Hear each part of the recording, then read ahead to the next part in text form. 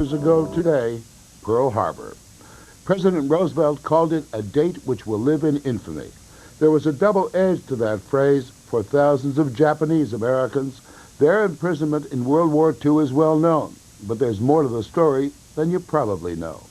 In its zeal or paranoia, the government also systematically emptied orphanages and foster homes of any child with even the slightest amount of Japanese blood. Even babies were enemies of the people, rounded up and taken away by military police to a special camp within a camp. That story was never fully told until a group of students at California State University at Fullerton looked into it as part of a research project. With their help, we went looking for the children who were once considered a dangerous threat to the American way of life. The place is called Manzanar, a desolate, windswept stretch of desert in the foothills of the Sierras in Northern California.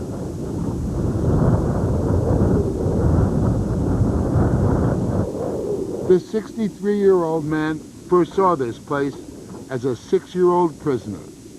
This is Dennis's first return. My remembrance of my early childhood is one of fear. For years I didn't want to go back because I was sure that I couldn't handle the memories. Japs evacuate vital West Coast areas for the national security. At Los Angeles, 36,000 Japs see the handwriting on the wall and sell out their goods before their voluntary departure. California's roads are choked with Japanese cars and trucks stretching for 3 long miles, rolling east to the Sierra Nevadas and their new homes at Manzanar, California. Among those Japs, more than 100 special prisoners, children without families, in separate barracks called Children's Village.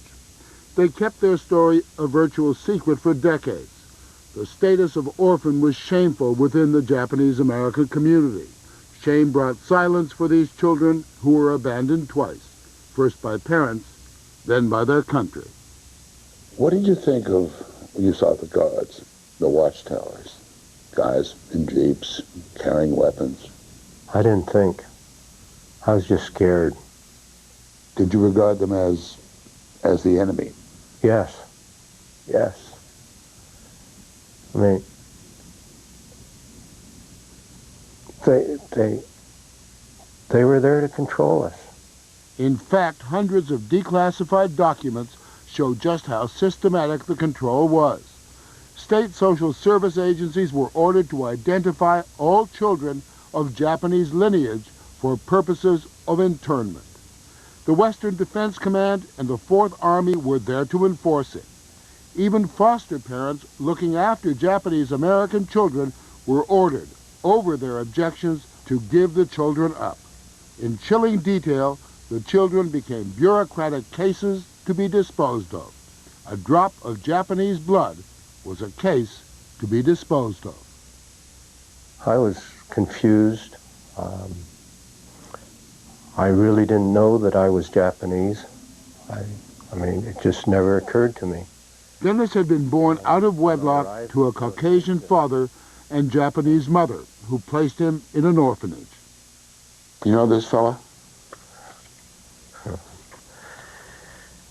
Yes, that's me. And being a little taller than all my classmates, light hair, and white skin, they certainly had a chance to pick on me, and they did. Dennis may have looked like his father, but he had his mother's last name. The same name as that evil genius behind Pearl Harbor. 6 weeks after Tojo became premier, the Pacific world was plunged into a cataclysmic war. His name was Dennis Tojo. I mean, right there, Tojo, you know. When war broke out, Tak Matsuno and his 8 brothers and sisters had been living with their father near Los Angeles. My father was a fisherman, and the FBI took him away, searched the house and everything, and we had to get out real quick. Matsuno, like Dennis, was put in the care of a 29-year-old social worker who was also bound for internment. Her name is Lillian Matsumoto. Here you are, you're an American. You were born in this country. You were born in Salt Lake City. I'm just trying to fathom how you could take the news that your government, in effect, wanted to lock you up. I think as it dawned on us, it was hard. It was unbelievable. Why was the question that was always in our mind. And even the children, locking up these children. I think foremost through all that time, it was always, what's going to happen to these children? We got loaded into the bus, and then it was a very long, hot trip to the camp. And quite frankly, couldn't see out the windows because I wasn't tall enough to. It was a scary, bewildering 5-hour trip for the orphans north into the Sierras. Their guardian was Lillian Matsumoto. We had to entertain the children some way. And doing that was, they would get up and tell jokes or tell a story or sing. And this one little girl, she must have been about 4 years old, just said, I'm going to sing. And she came up to the front of the bus. That was the stage. We had no idea what she was going to sing, but she sang, God Bless America. And I was sitting crisscross from the military police. He's a young fellow. He just put his head down, put his hands up there, and I could just see tears coming. The homes are not palatial, but they are satisfactory. The newsreels extolled the generosity of the government to those aliens among us. The aliens, who were as American as the president who ordered them locked up, were not impressed. We looked in there, and they had army beds, and then a naked light bulb hanging from the ceiling, and an all-burning stove. Mas Okui was 10 the day he arrived at Manzanar. This was an area about 20 by 25 feet, and there were to be 8 people who were to stay there. There were these white bags that we were told to go outside and fill with straw, which would be our mattresses. Okui returns to Manzanar every year to lead a pilgrimage. He was not an orphan. My mother didn't come with us because she was pregnant with one of my brothers, so she was sent to the prison ward at County Hospital. To the prison ward? Yeah, because she is a prisoner. Why was it necessary to round up children, babies? Because these were the enemy. Even the babies? Even the babies, yeah, because they look like the enemy. The Japanese-American social workers tried to make the children's barracks as comfortable as possible, but the conditions were primitive. It was just tar paper. We had hot summers, we had extremely cold winters, and then we had the ever-present winds. I don't know how many of the people managed. These enemies of America behind barbed wire managed by simply creating America inside it.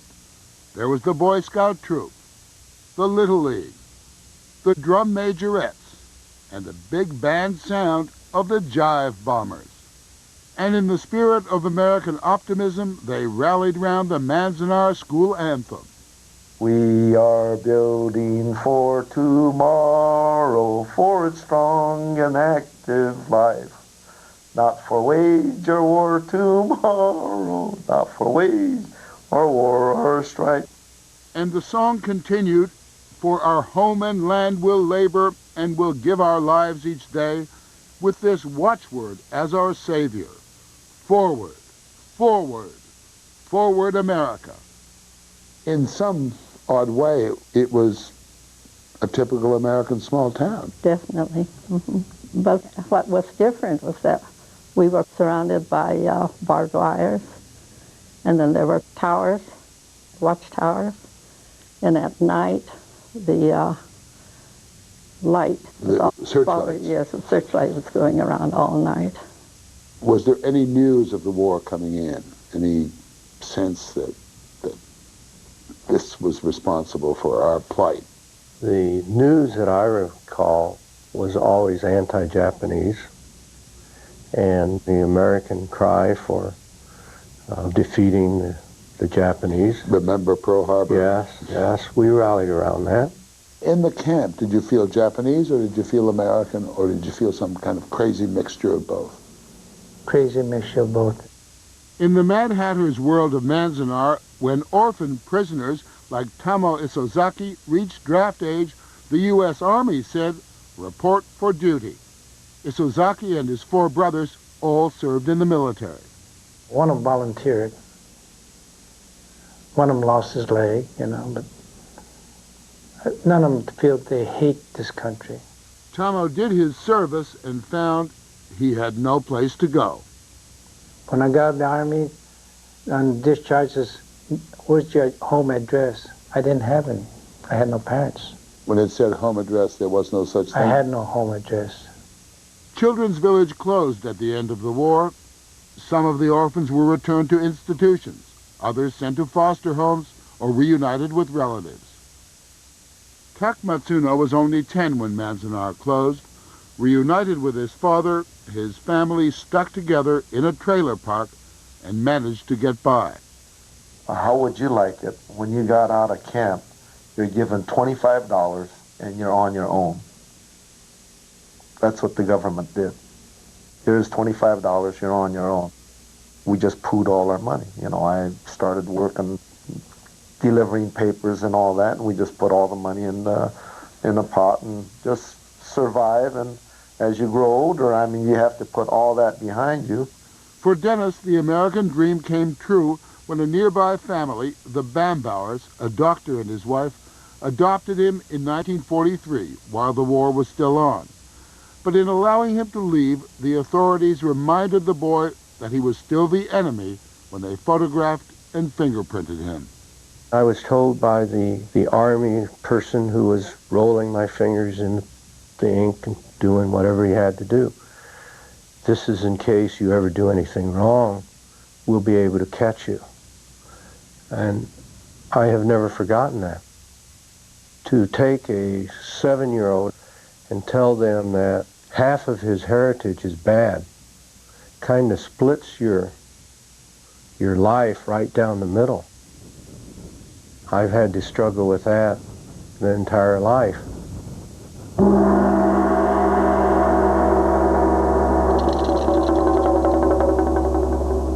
At Manzanar each year, there is a remembrance service in which people recall their ordeal. A mixture of acceptance and regret for what was not their country's finest hour. I have no anger over what happened to us. It's not a matter of forgiveness. It's a matter of trying to live your life. We should have learned something from this. And I think, well, America's a noble country, a great country, yet it can make mistakes. In Japanese, there's a term, shikataganai, which means that there are things you can't do anything about, so you don't do anything about them. It's acceptance, it's fate, it's ability to persevere.